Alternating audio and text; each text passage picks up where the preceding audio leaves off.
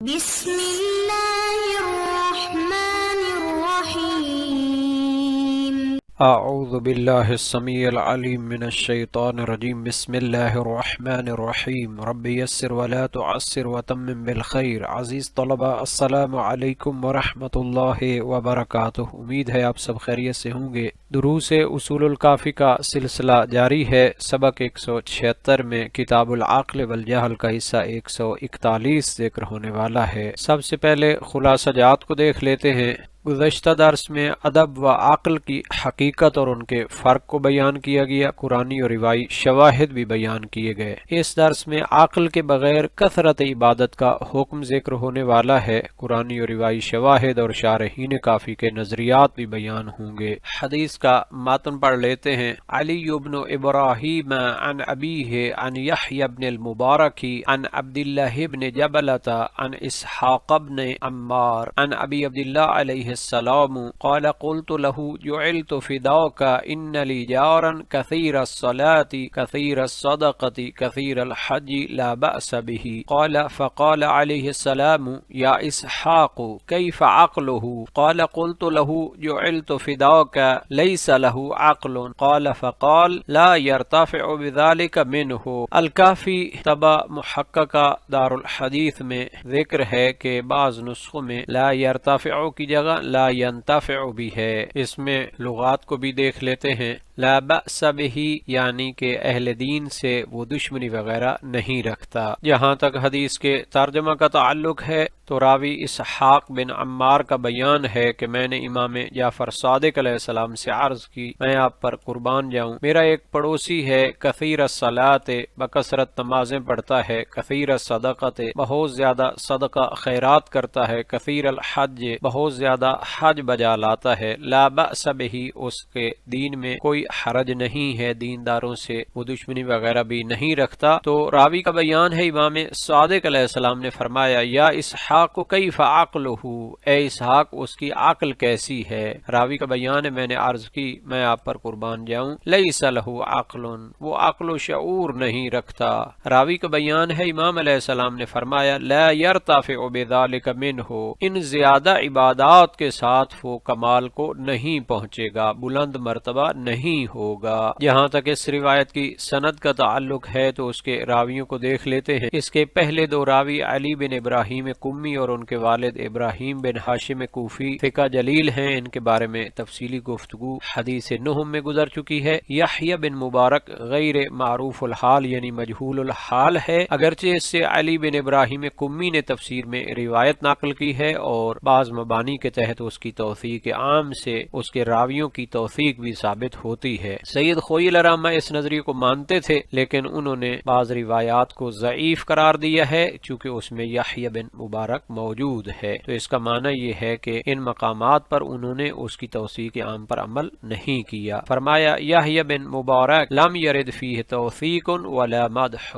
اس کے بارے میں توثیق اور مدح موجود نہیں ہے، لیکن دوسری جگہ انہوں نے اپنے اس نظریے کی مخالفت کی اور فرمایا تدل علی ذلک معتبرۃ اسحاق بن عمار کہ حج کی بحث میں ایک بحث میں انہوں نے اسحاق بن عمار کی روایت نقل کی اور اسے معتبر قرار دیا۔ فرمایا اس میں یحیی بن مبارک کا ہونا مضر نہیں ہے چونکہ ظاہر تر نظریے کی بنیاد پر وہ ثقہ ہے، تو شاید اس کا سبب وہی تفسیر میں ہونا ہو۔ بہرحال یحیی بن مبارک سے احمد بن محمد بن عیسیٰ اشعری قمی جلیل القدر رئیس الفقہاء شیعہ قم انہوں نے اس سے نقل نہیں فرمایا، حالانکہ وہ برقی اور ابراہیم بن ہاشم کے دور میں موجود تھے قوم میں، تو اس سے بھی سمجھا جاتا ہے کہ وہ اس یحییٰ کے بارے میں سلبی نظریہ رکھتے تھے۔ اس روایت کی سند میں ایک اور راوی موجود ہیں عبداللہ بن جبلہ، یہ جلیل القدر ثقہ راوی ہیں، اگرچہ واقفی بیان کیے گئے ہیں مذہب کے حوالے سے، تو ان کے بارے میں جناب نجاشی نے فرمایا عربی صلیب ثقۃ، بلکہ فرمایا بیت جبلہ بیت مشہور بالکوفہ کہ ان کا گھرانہ کوفہ میں مشہور گھرانہ ہے، کان فقیہا ثقۃ مشہورا ولہ کتب کہ یہ فقیہ ثقہ اور مشہور تھے اور ان کی بہت سی کتابیں ہیں، اور ان کی وفات 219 ہجری میں ہوئی۔ اس کا آخری راوی اسحاق بن عمار جلیل القدر ثقہ راوی ہے، حدیث نمبر 6 میں اس کے بارے میں تفصیلی گفتگو گزر چکی ہے۔ یہاں تک عبداللہ بن جبلہ کے متعلق منابع رجالی کا تعلق ہے تو جیسا کہ نجاشی کا بیان ذکر ہوا، ان کا گھرانہ کوفہ میں مشہور گھرانہ تھا، یعنی ائمہ معصومین کے دور میں جو بڑے جلیل القدر اصحاب تھے جنہوں نے علم و معرفت کی خدمت کی ہے ان میں یہ شمار ہوتے تھے۔ موسوعۃ طبقات الفقہاء میں اس کے مشائخ کی فہرست بیان کی گئی ہے، نیز اس میں اس کے شاگردوں کا بھی تذکرہ کیا ہے اور اس کی وثاقت اور جلالت کو بیان کرنے کے بعد فرمایا ان کی کتابوں میں کتاب رجال، صفت فی الغیبہ، نماز، زکوٰۃ، فطرہ، طلاق، موارث و سلب نوادر ہیں،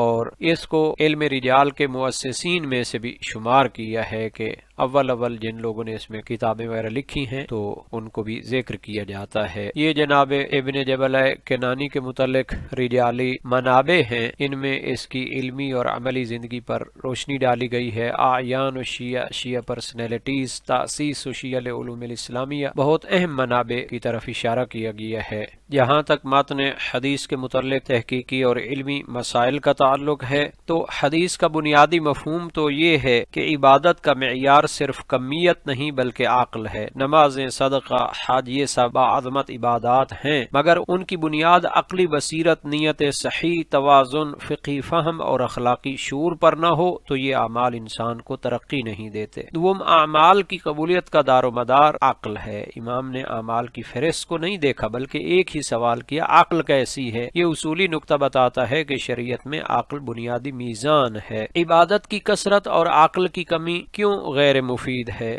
عقل نیت کو درست کرتی ہے، نیت کی درستی کے بغیر اعمال کا وزن نہیں رہتا۔ عقل عمل کو موقع، حد اور توازن کے مطابق بناتی ہے۔ عقل کے بغیر عبادت کبھی ریا بن جاتی ہے، کبھی شدت، کبھی بدعت، کبھی افراط و تفریط۔ تو عقل اخلاق کو بناتی ہے جس کے بغیر عبادت کھوکھلی رہ جاتی ہے۔ عقل انسان کو اپنے خدا کے اور خلق کے حقوق سمجھاتی ہے۔ امام کا سوال کیف عقلہ، گویا کسوٹی ہے، اصل میں یار کتنا عمل نہیں بلکہ کیا سمجھ کر عمل کرتے ہیں۔ عرفان شیعی میں عقل یعنی نور ولایت ہے، نور ربانی، فہم حقیقت، حسن تدبر، توازن، اخلاق اور معرفت امامت، یہ ساری حقیقتیں مل کر عقل بنتی ہیں۔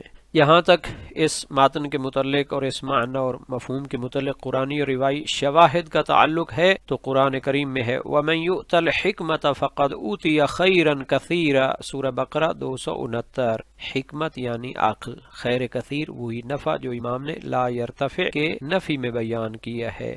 انما یتذکر اولو الالباب، عبادت کا اصل لطف اور ذکر کا اثر اہل عقل پر ہوتا ہے۔ لہم قلوب لا یعقلون بہا، عقل نہ ہو تو دل بھی فائدہ نہیں دیتا۔ روایات میں بھی شواہد موجود ہیں۔ امام علی علیہ السلام کا فرمان ہے قیمت کل امرئ ما یحسنہ، انسان کی قیمت اس کی بصیرت سے ہے نہ کہ حرکات و سکنات سے۔ نیز قرآن کریم میں ہے لیبلوکم ایکم احسن عملا، سورہ ملک 2۔ اعمال کی قبولیت نیت و بصیرت سے مشروط ہے۔ آیت میں احسن عمل کہا، اکثر عمل نہیں کہا۔ احسن کا دار و مدار عقل، حکمت، نیت اور اخلاص پر ہے نہ کہ تعداد پر۔ یہ عین اسی حدیث کے مفہوم کی تائید ہے۔ عبادت ہدایت کے بغیر بے فائدہ ہے۔ قل هل ننبئکم بالاخسرین اعمالا الذین ضل سعیہم، سورہ کہف 103-4۔ یہ وہ لوگ ہیں جن کے اعمال بہت ہیں مگر ضلالت کی وجہ سے ضائع ہو گئے، عقل، بصیرت اور ہدایت کی کمی کی وجہ سے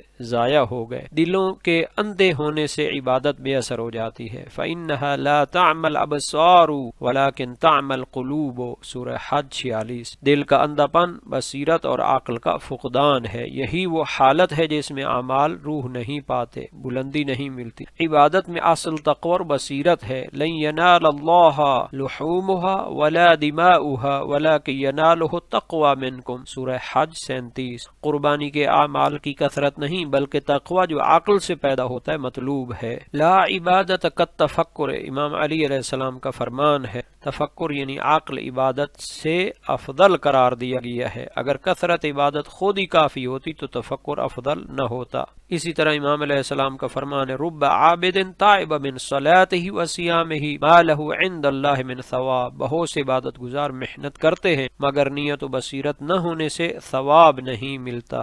العباد 30 جزء افضلها طلب الحلال، امام باقر علیہ السلام کا فرمان ہے۔ یہ حدیث بتاتی ہے کہ فہم، توازن اور عقلی ترجیحات عبادت کی روح ہیں۔ انما الاعمال بالنیات، نیت عقل کی رہنمائی سے بنتی ہے، نیت نہ ہو تو اعمال لا یرتفع رہتے ہیں۔ زیادہ اعمال مگر غلط سمت ہو تو سب ضائع ہو جاتے ہیں۔ الذین ضل سعیہم فی الحیاۃ الدنیا وہم یحسبون انہم یحسنون صنعا، سورہ کہف 104۔ یہ وہ لوگ ہیں جن کے پاس اعمال کی کثرت ہے مگر کیفیت، ہدایت، نیت یا عقل نہیں، لہذا سب ضائع ہیں۔ نیت اور روح کے بغیر عمل بے وزن ہے۔ وجوہ یومئذ خاشعہ عاملۃ ناصبہ، غاشیہ 2-3، قیامت میں کچھ چہرے تھکے ہوئے، محنت کرنے والے، عمل میں مشغول، مگر نتیجہ ناصبہ، بے فائدہ تھکاوٹ۔ یہ کثرت بلا کیفیت کی کھلی نس ہے۔ جہاں تک اس حدیث کے متعلق جناب ملا صدرہ شیرازی کا تعلق ہے تو انہوں نے شرح اصول کافی میں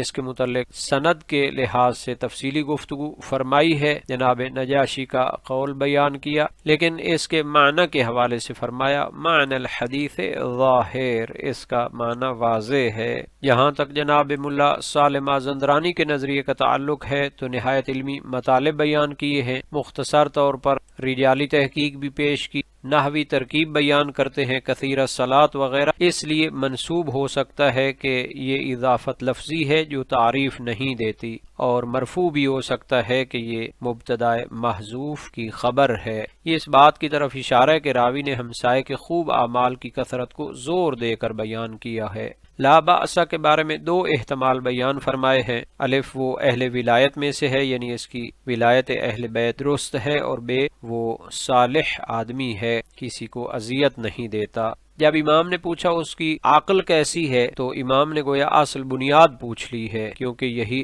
حق و باطل میں تمیز دیتی ہے، یہی اعمال کی نیت، اخلاص اور سمت کا رہنما ہے، یہی معرفت ولایت کا دروازہ ہے، یہی انسان کا نور ہے جس سے دنیا اور آخرت کی خیر دکھائی دیتی ہے۔ لِأَنَّهُ نُورٌ يَبْصُرُ بِهِ خَيْرَ الدُّنْيَا وَالْآخِرَةِ، چونکہ وہ نور ہے جس کے ذریعے دنیا اور آخرت کی بھلائی کو دیکھتا ہے۔ تو راوی نے کہا لَيْسَ لَهُ عَقْلٌ، تو اس میں 2 امکان ہیں، کیا اس سے مطلقاً عقل کی نفی ہے، وہ بالکل ہی بے عقل ہے، یا تکلیف کا صاحب ہی نہیں، ناقص عقل ہے، یا اہل ولایت میں داخل نہیں۔ اگر اس معنی کو لیں تو پھر ایسے شخص کا عمل شرعاً بلند ہوتا ہی نہیں، کیونکہ غیر مکلف کا عمل مقبول نہیں ہے۔ مگر اس معنی کا ایک مسئلہ ہے کہ یہ روایت کے سیاق سے میل نہیں رکھتا، کیونکہ پہلے کہا گیا کہ لا باس وہ صالح آدمی ہے ظاہراً، لہذا اس معنی کو ملا نے رد کے قریب سمجھا ہے۔ تو جناب ملا صالح مازندرانی نے پہلے احتمال کو بیان کرنے کے بعد اس کو ناقد فرمایا ہے، اور دوسرا احتمال بیان کیا، یا اس سے مراد ہے کامل عقل نہیں رکھتا،